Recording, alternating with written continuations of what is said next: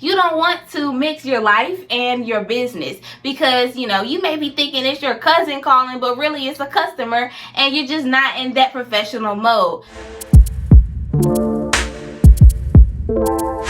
Hey guys, welcome back. It's Business with B. That's me. If you're new here, thank you for tuning in, and if you're returning, what's up? I'm so glad to have you back. So today's video is a great video about what to do before you start your business. 7 key steps that you should do before you start your business.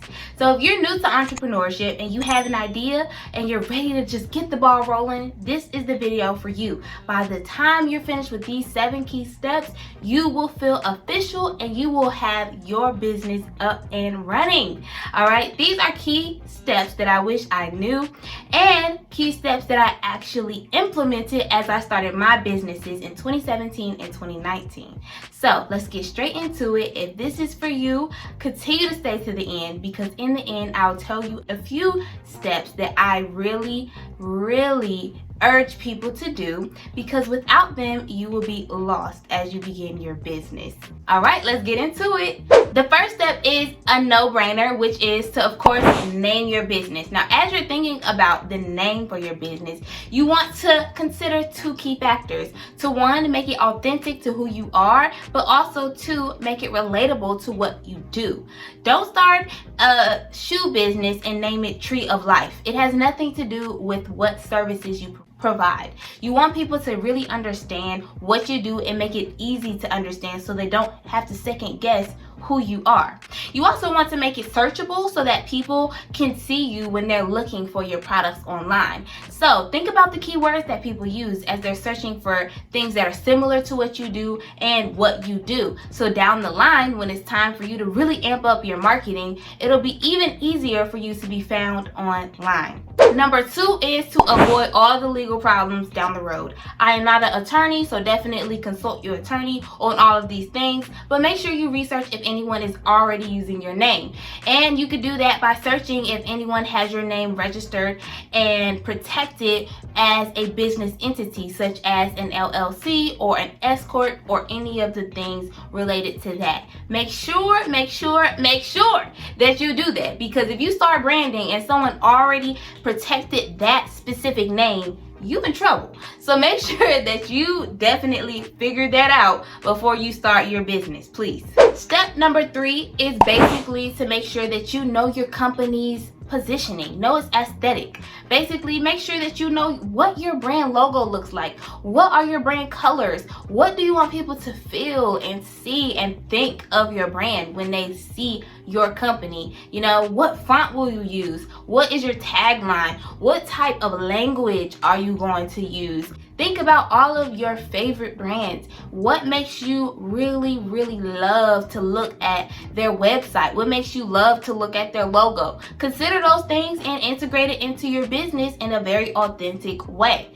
And make sure that you know that you can use these things in every single thing that you do when it comes to your business. That includes creating advertisements, putting them on your website, all of your marketing promotions, everything that you do, everything that you say should include your brand aesthetic. Next, you want to create a business email. So when you first start your business, you may not think that it's super important to have some form of contacts, but honestly, you want to position your brand and your business in a way that looks legitimate and professional as possible. So when you have an email, it really makes people think that this is a real business. And honestly, you're a real business. So make sure that you create your email. Now, starting out the first few weeks or months of your business is not super important for you to get a professional email, but at least get an email that may end in @gmail.com or anything of the like, so that people can actually contact you as far as customer service or brand collaborations or whatever the case may be, because you just never know. And people want to trust your brand and know that you are not a scam.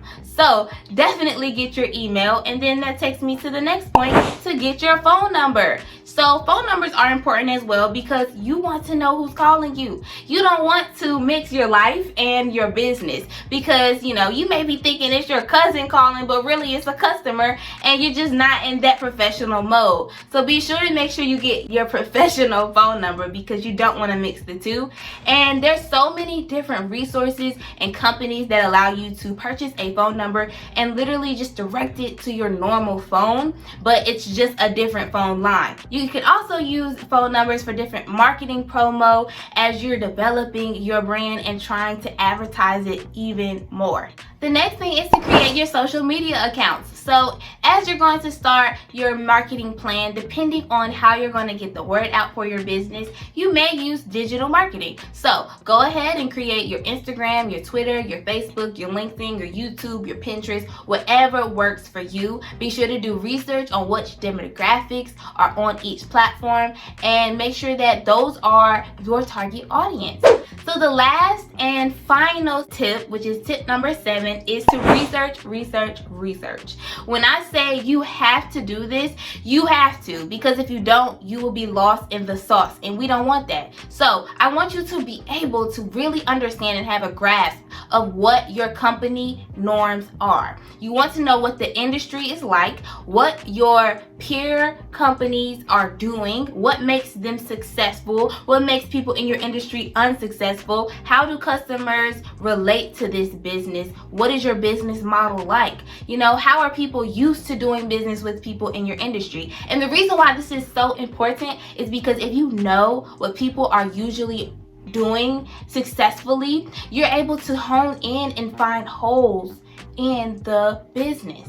And when you're able to see the things that need improvement, you're able to pounce on that and basically integrate it in your business. And that's what is going to separate you from everyone else. There's no competition. At that point, that's just your unique value proposition. That's what separates you from everyone. You're providing something that no one else is doing. But the only way you're able to figure that out is if you're well informed of your industry. So definitely take time to understand who's killing it and who's not, and what's making them successful and why they're not successful. All of those things matter, and all of those things are things you have to do as you're beginning your business.